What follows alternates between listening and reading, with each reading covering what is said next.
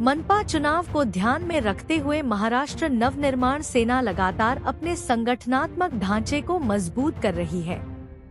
इसी कड़ी में नेरुल में मनसे का नया संपर्क कार्यालय शुरू किया गया।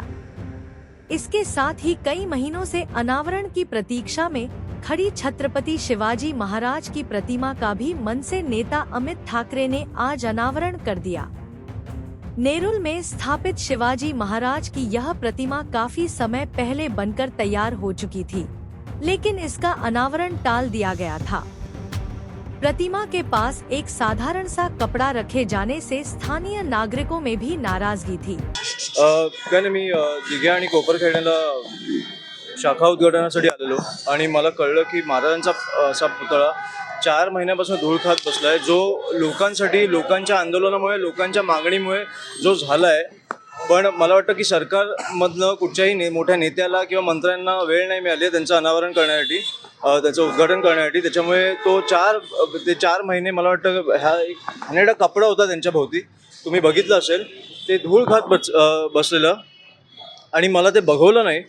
म्हणून आम्ही आज, मला वाटतं की माझी पहिली राजकीय केस किंवा जे काय ती महाराजांसाठी असेल तर मला खूप आनंद होईल त्याचा।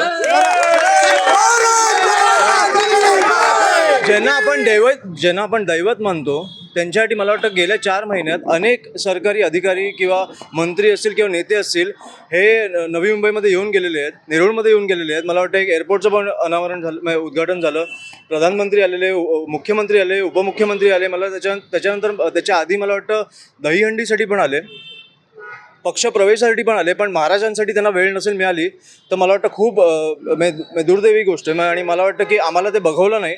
मला आज कळलं की असा एक कपडा बांधून महाराजांना ठेवलं आहे। त्याच्यामुळे मला वाटतं की आम्ही सर्व महाराष्ट्र सैनिकांनी तो एक हे घेतलं की आम्हाला असे बघायचे नाहीत महाराज, आणि मला वाटतं नवी मुंबईला पण नाही बघायचे। तर नवी मुंबई आणि सगळ्यांच्या दर्शनासाठी मला वाटतं महाराज आता तुमच्या समोर आहेत। सर, अशा अनेक वाजतात की ज्या उशिरा विना पडून येतो, मला प्लीज सांगा, मी येतो। सर मुंबईमध्ये यायला म्हणायला काय हरकत नाही। सर मुंबईमध्ये काय म्हणाल की काँग्रेस उरणमध्ये मनसे आणि उरणमध्ये काँग्रेस एकत्र आहे।